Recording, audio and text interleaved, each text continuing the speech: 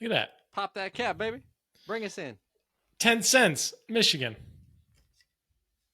Does, does it say that? Oh, It doesn't work like that. if you get if you get a can from PA, you try to take it to MI, you're not going to get shit. really? I never Mm-hmm. realized that. I always thought that like if I always thought it told you like this can's worth 10 cents, and then the state that was or state or states, because I swear sometimes I've seen multiple states on there. I always Mm-hmm. thought it Yeah, meant that there is. like those states didn't pay out or something like that. I don't know. Hmm. No, so the only time you can swindle the system is there's some places like if you're in good, you got a local little 7-Eleven or something in Michigan and you say like, "Oh, there's 100 cans in this bag." And you know the guy and you're consistent, yeah, like it can be done. And then 50 of them can be from Pennsylvania. But you pay that 10 cents per can in Michigan. So if you buy a 6-pack in Michigan, it's going to be 60 cents higher and you're just getting your money back when you recycle them. You want to hear every landfill manager's worst nightmare? Let me talk to you about what my dad used to do with old appliances. Oh, sorry, Pops. Throwing you under the bus here. He used to, when he worked for his dad, do an appliance repair before he started his own business. He would take old used appliances from customers who were just going to buy new appliances.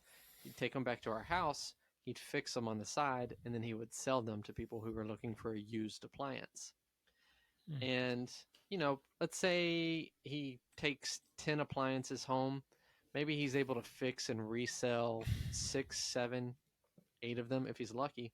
The other couple of appliances would go on this 24-foot long trailer.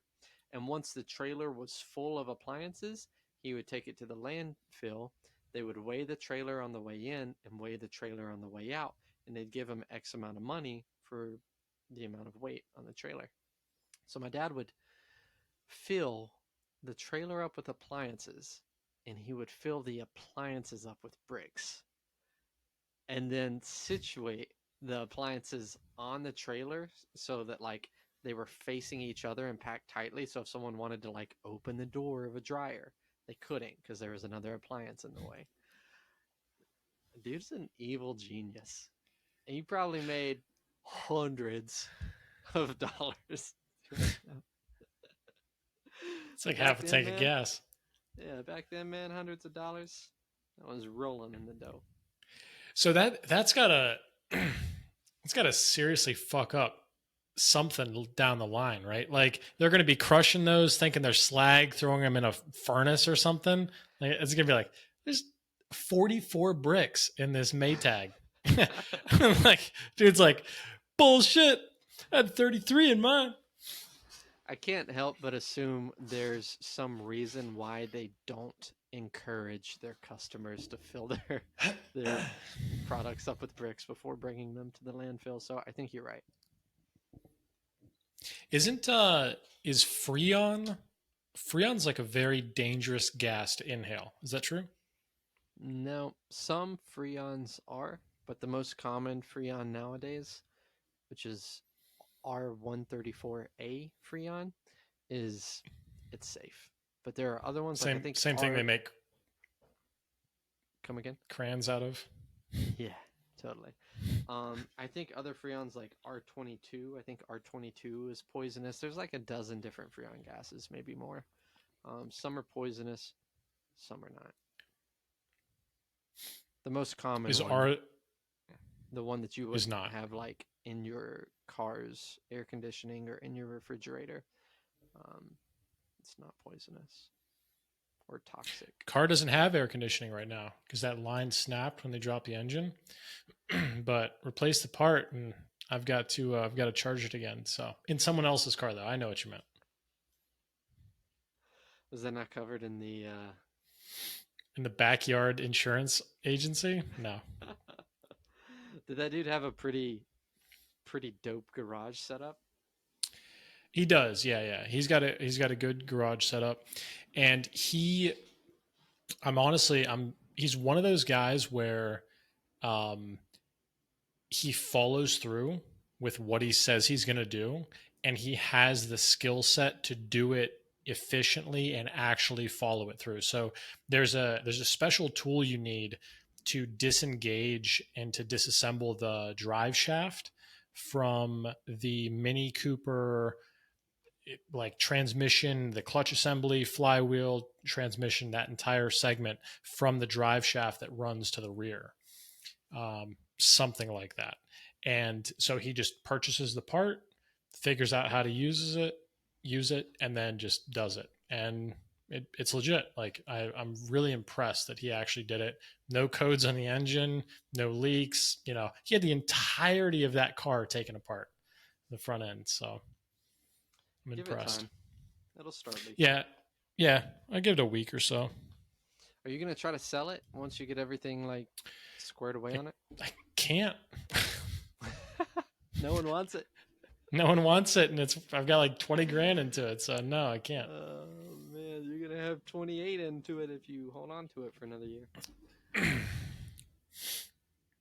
Whole thing's You know, new at this point, so yeah, I feel like I don't know what to make of this because this is like an I should have told you so moment, but I think 9 times out of 10 it wouldn't panned out this way. Like when you told me you were looking at a Mini Cooper, I just wanted to be a supportive friend.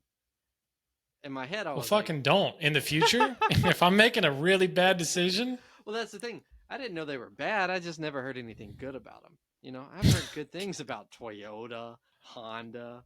There's a lot of brands that are known for reliability, durability. Mini Cooper, other than the Italian job and that one 7 foot tall guy at Rad Bend that drove one, I don't know, man. I don't know. it's so weird, man. It's like it's strange because you can look at the individual components on a Mini Cooper, some of them, maybe 50%, and you can be like, wow, that is German engineering. This is a good quality car. Like, for example, the wheels, standard Are they? BMW wheels. Aren't they Italian? Mini No, Cooper? they're German. Oh, Yeah. I really thought they were Italian. Huh. Yeah, BMW is a parent company. But you can look at the wheels. And so the wheels, the setup for the wheels is they have claws on the actual rims. And then they have bolts that remove when you're mounting the wheel. So it's not a lug bolt that would stay attached to the car when you remove the wheel. The actual bolts come out. So you mount the wheel onto the hub, and then you put the bolts in. You can be like, well, that's kind of cool. It's easier to assemble. It makes more sense if you're trying to change the tire by yourself, whatever. A lot of things are like that on the Mini Cooper. Very comfortable. The seats are standard BMW seats. It handles really well. It feels nice when you're driving it. And then it's like, do they not make good seals for their engines? Like this thing has had 4 different oil leaks. Like how I had a 93 Pontiac Bonneville that I beat the shit out of in high school, redlined all the time for 3 years, never leaked oil, not once. And it's like I baby this car, I baby this Mini Cooper. It'll leak oil in a week, I guarantee it. So it's just, I don't know how that works. I don't know how you can have such high levels of engineering and then have such low points issues along the way. And it's an old car, it's a 10-year-old car. So that might be part of it. Like it's really good performance for the first 5 years, first 100,000 miles. After that, you're screwed. I don't know. But how's the Maverick? How many miles you got on the Maverick? 27,000, I think. You would be a terrible, I know you probably get this all the time. You would be a terrible Mini Cooper salesman. Slaps roof. 27,000 miles. It's about time for another oil change. And I'll be taking it to the dealership this time and paying double against my will. But what can you do? What can you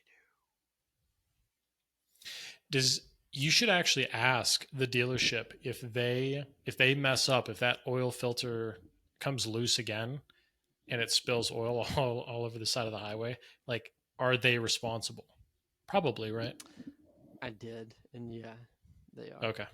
Nice. So, um, yeah. So I'll be taking the truck to Ford for all of the maintenance going forward until the extended warranty expires, which I think is it's got like a 5 year bumper to bumper warranty. So when that's over, I'll be going back to Valvoline instant oil change for my $65 relatively instant oil change. Hmm. And was that I don't want like a follow-up Maverick episode. I just one quick question that we can move on.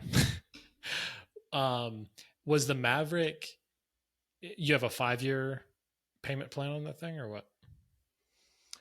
I think so. Yeah. Hmm. And how much do you make a year and what's your social? Social security number is Beep. 41771. Um, yeah, I think it's whatever the most common. I think it's 72 months or 60 months. I don't know. I'm pretty sure it's 5 years. Um, but we'll have it paid off before Yeah, then. I got pay that like IRS calculator. 5 years is 72 months. Doug, you want to talk about tiny miracles?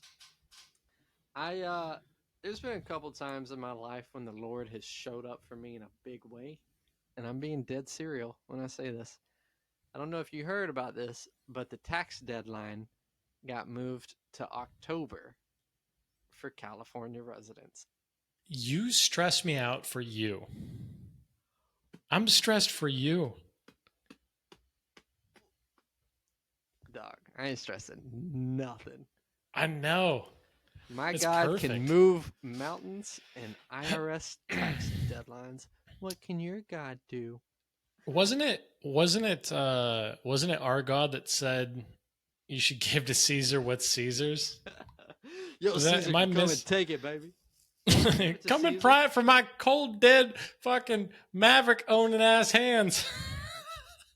I'll give it to Caesar. I'm just not going to give it to Caesar until the last minute. If you literally, and this is if you weren't able to extrapolate, like if you were a different kind of retarded and you couldn't extrapolate from this information, and like you're like, man, fucking fuck Caesar, Rome fell. Yeah, I don't give a shit about him. I'm not paying Joe. Be pretty funny. Maybe you could get a following and they get kicked off a bus tour 4 days in. I'll take your word for it. All right. Before we get too off course, I really want to hear about these multivitamins. Okay, this is the basics.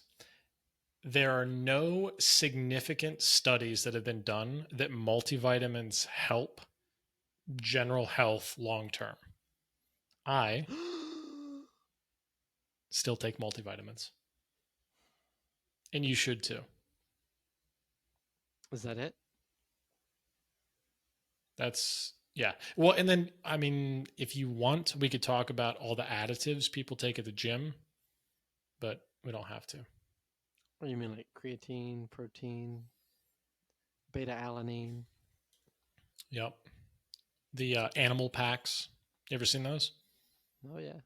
I tried those for a while. If you want your urine to look like an even greener version of Mountain Dew, Animal Pack's a great first step. I took animal packs for a while. I had to put a mask and swim goggles on just to take a piss.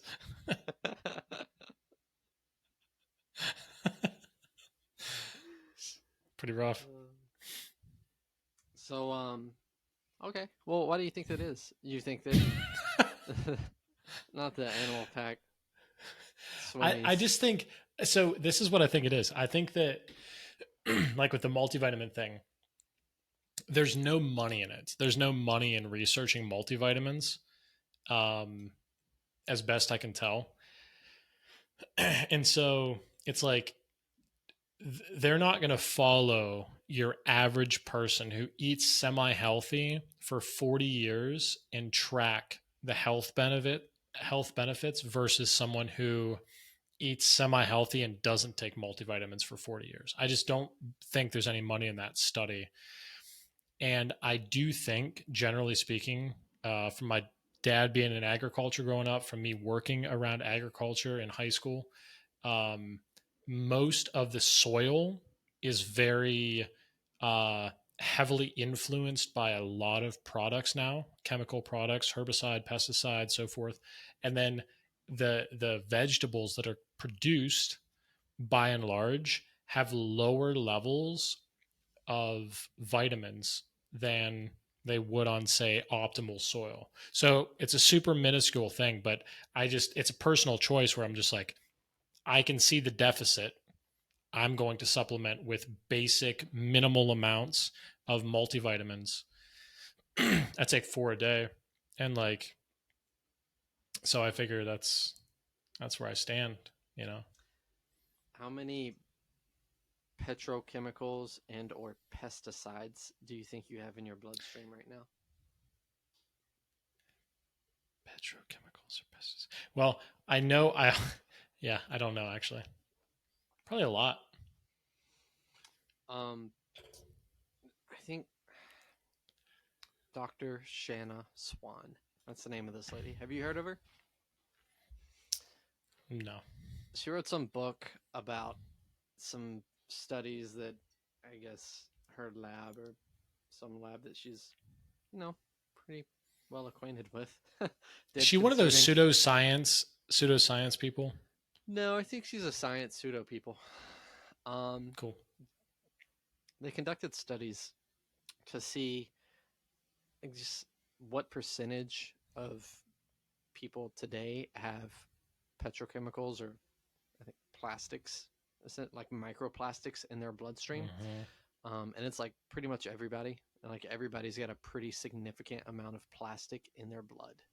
Like, like I think a credit card worth of plastic. Like if you took all of the plastic out of your entire bloodstream, your entire system, you can make a credit card with Don't ask me to take all the plastic out of my blood. it. Easier said than done, brother. Sounds super convenient on your end. It's not on mine. Oh. I'm all sewed up, man. I did Yeah. watch. I watched a. It's called Bag It. I don't know how I remembered that. It was a documentary on plastic called Bag It, and it talked about like the actual. There's like Campbell's soup cans and a lot of pop cans, maybe even Miller Lite cans. They're lined with plastic on the inside, like this very, very, very thin. And all of those, what are they called? It's not carcinogen. What's the uh, Don't I even don't know get what me it's started called. on chlorofluorocarbons, bro. Chlorofluorocarbons. That's what it is. But like little tiny bits of residue from the plastic are basically being ingested right whenever you're consuming, and it went through the whole like sporks and plastic bottles and paper plates and like all the shit that your food is packaged in is all touching plastic, and it's pretty wild. um, and I remember thinking about that for a long time after. It's one of the very few documentaries I've watched and been like, yep, like plastic is absolutely everywhere. And actually, after that, I went and bought ball wide mouth jar glasses and I switched to drinking water out of those. I still have a plastic Brita filter, so it's not helping that much, but I yeah. think supposedly one of the worst things you could do is like microwave something and then eat it or drink it if in a plastic container. So like microwaving Because it's plastic like is exciting those plastic molecules. yep. And I pretty much everything that I consume at some point I microwave in a plastic container, and I think that's probably part of the reason why I feel myself getting duller and duller as I get older. I'm only 30 and I feel pretty I good. heard yeah, I mean, I kind of feel that. I definitely notice some dullness in just my mental ability. Yeah, even at this age, also 30. But I remember in that Baggett documentary, it talked about water bottles that are left like in a hot car in the sun, and they measured the amount of chlorofluorocarbons in the water after and before, and then compared it to a bottle that was cool in a dark place. It was significantly higher. So I think it was the same thought process. No, you're talking to the guy who literally You takes. microwave water or what? I, t- I take water bottles and I set them on my dash so that they'll heat up a little bit, and then I pour the hot water.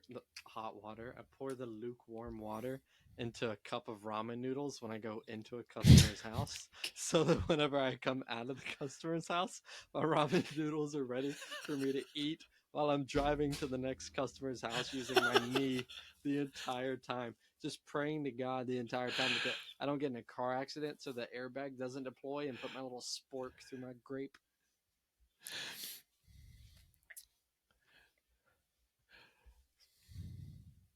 That's not good, Um, man. You probably use aluminum deodorant, don't you? You piece of shit.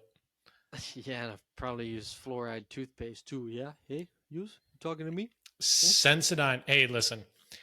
I use I Sensodyne. I don't want to keep hearing about this okay. orthodontist that you dated. That was years ago. No one That's what you cares. said. That's not what I said. It didn't work I out said for a reason. Sensodyne toothpaste is the shit. That's all I said. Oh man, dog, you trying to Pokemon my pronouns right now? What's up with that? What does that mean? Don't Pokemon my pronouns. I saw that There. in there, and it had three angry. It looks like What? you're. Yeah, It's a sweary face. bro. Am I saying? Is that? I don't I'm want to angry. emoji your Pokemon. I'm angry, bro. Let me tell you about this story that I read. It's been a few weeks. So, Ginger, Makani Tran. if you're listening to this, I'm sorry. It's been a few weeks. But there's this teenage boy who was in a Pokemon, it was a trading card tournament. And he got he got disqualified from the tournament for laughing when one of the judges asked him what his pronouns were. So, this boy, his name is Makani Tran. Makani, you're my hero, bro. I would never Pokemon your pronouns. Makani is like some supposedly his words, not mine, like an awkward teenage boy. I read this whole article. I'm quoting him here. I'm not making this up. I'm not assuming he's awkward just because he plays Pokemon.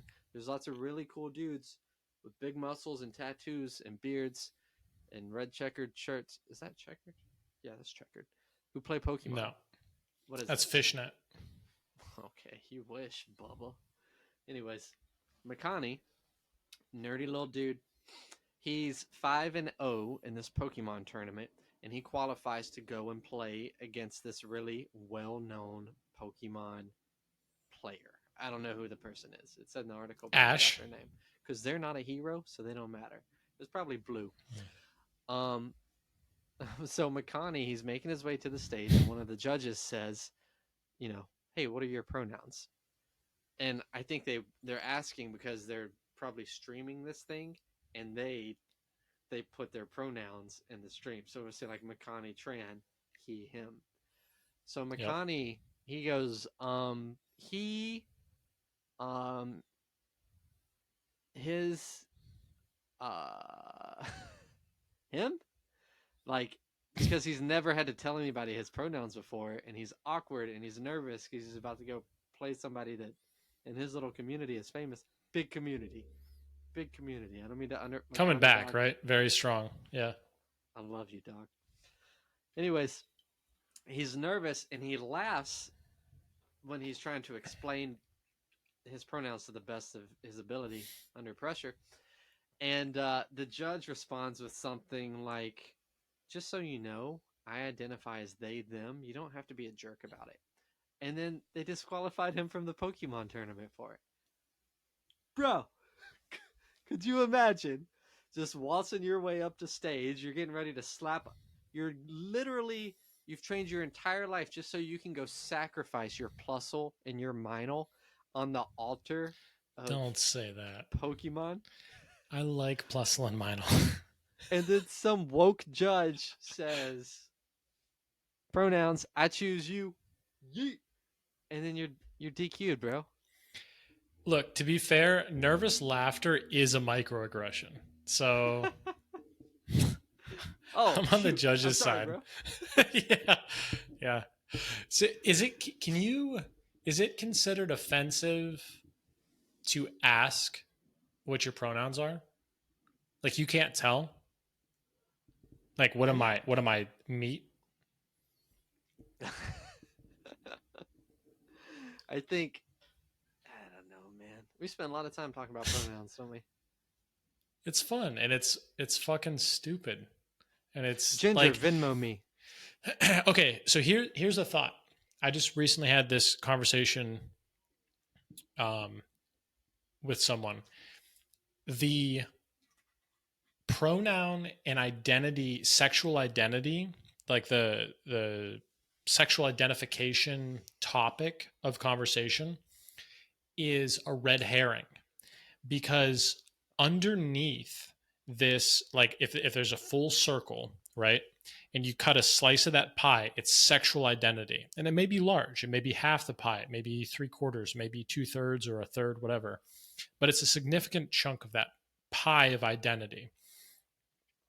The issue itself that is being um, presented in culture is an identity crisis. It's an identity issue. It's not a sexuality thing. It's not a gender identification thing. It's an identity issue itself, which is much larger than just your gender, your sexuality. And it could just be a red herring so that it's like, that's the trending topic. That's what's out there. And if I am feeling bad about life, which you're bound to do because life is brutal and life is suffering and there's a good many difficult things and deep tragic things that you can experience, even if you take care of your life, you can fall into that pitfall where it's like, oh, I'm just the wrong gender. And so it seems like our society is capitalizing on that. It's copying that out. It's echoing that back to itself, and that's not really the issue. So it's like it's kind of funny. I don't know. What do you think about that? Do you think that's could be the case? I try not to think about that. My heart goes out to all the tomboys out there who are just like, you know, cool young ladies who like wearing camouflage that are just like, people are probably assuming that they identify as men. It's just being like, see Jane walking down the street, her camo is like, "What's up, bro? What's up, John? Awesome." What's the so there's tomboy, right? You can say, oh, I'm a girl, I was raised as a tomboy. What is it when you were raised like how you were, feminine? You want to know what my dad calls it or what society calls it?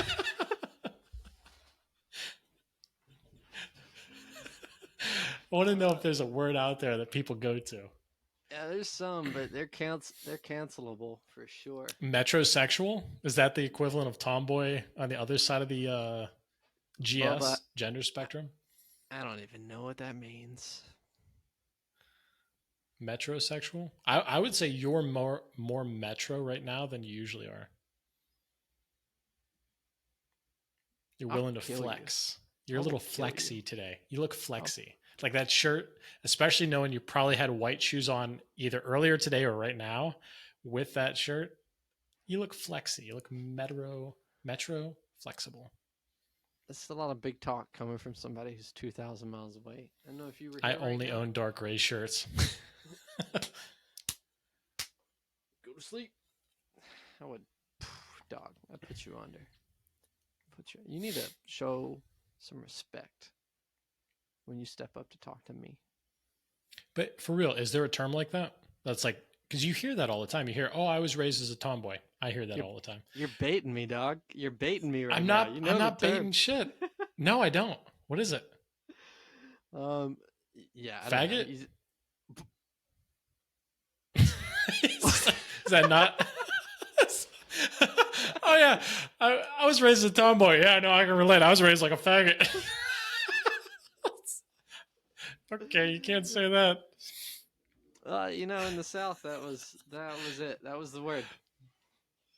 I don't Uh, know. I don't think they're just feminine, or Feminine. Yeah. sensitive. He's sensitive. Hmm.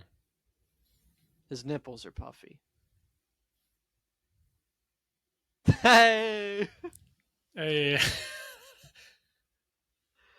does the Um. camera go that low?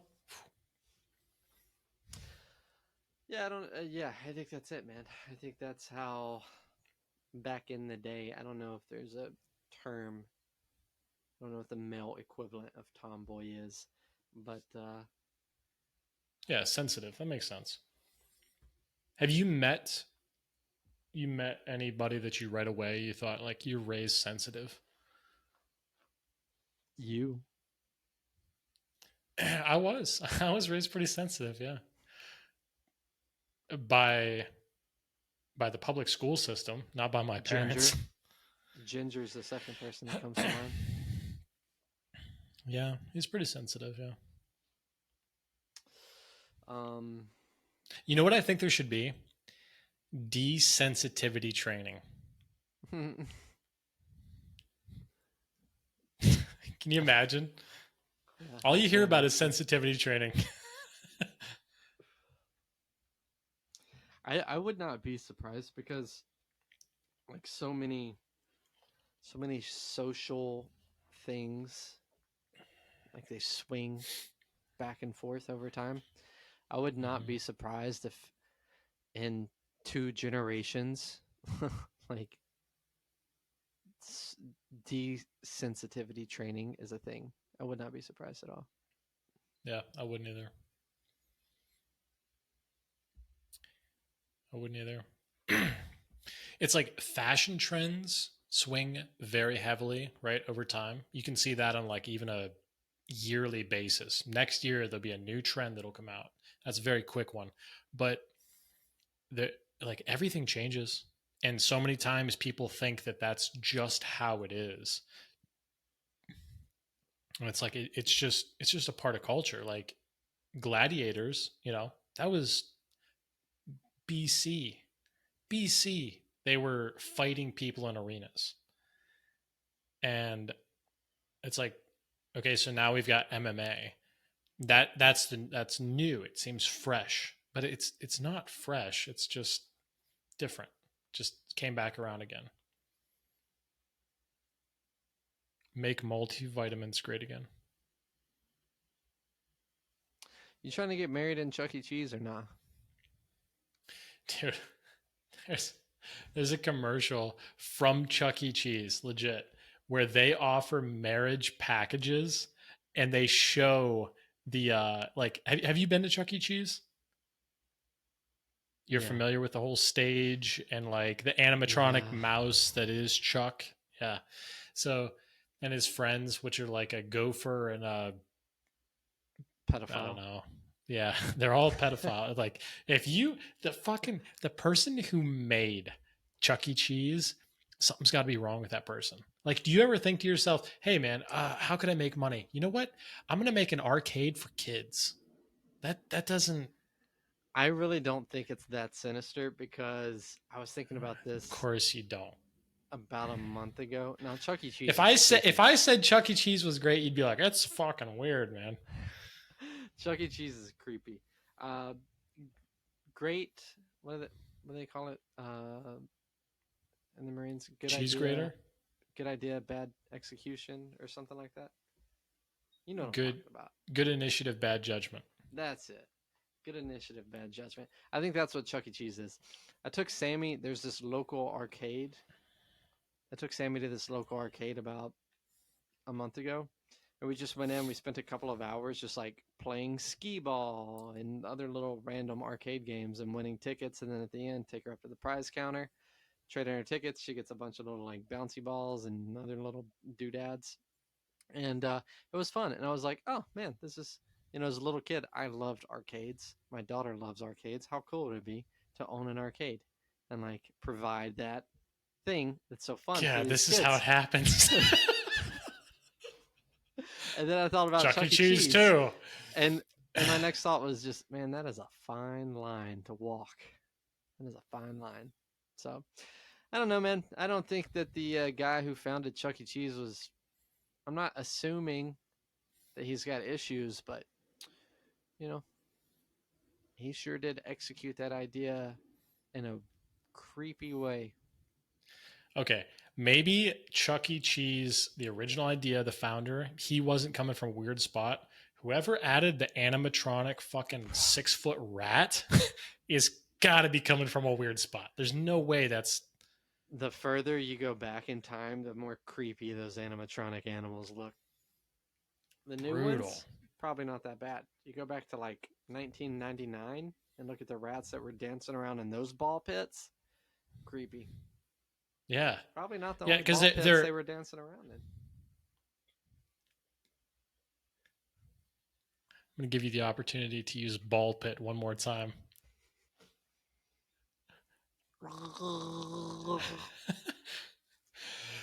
Yeah, because the movement, right? The movement is minimal on the super old animatronic. It's like they like clink and make noise, and they kind of like they have like weird, like emotionless faces that are supposed you're supposed to recognize as happiness, but it looks like rape. And then like as time goes on, they get a little bit more like I think now Chuck, I'm gonna call him Chuck. His expression changes. Uh, yeah, period. I don't know. Peace be with you, Chuck. But yeah, they actually offer wedding packages, and it's like it is the worst thing I've ever seen for a commercial. Like this guy and this girl, they probably have never met. They're aspiring actors and actresses trying to make it somewhere. They're like, "Hey, yo, we got a Chuck E. Cheese commercial. You trying to?" Yeah, it's rough. I'm going to look up the commercial because I haven't seen it, but I was scrolling through, I think it was Instagram or Facebook a few days ago, and it wasn't like a video advertisement, it was just a plain Jane ad. Chuck E. Cheese now offering weddings.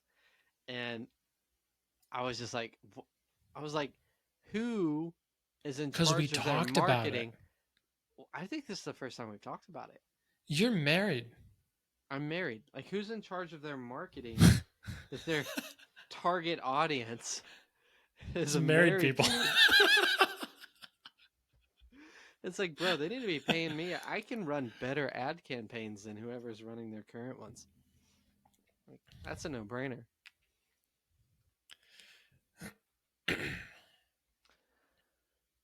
So why do Jews don't believe that Christ was the Messiah? You want to go ahead and call this here? We'll take a break. We'll come back. We'll record. Any final words? Oh, I'm really wait. What are we at time wise? I think this will be 38:30. No, that's good. That's a good time. We'll call it. Hey, if you want to know why Jews don't believe Jesus is the Messiah, tune into the next episode. Ginger, you need to. Dog. Click. You need to hear this.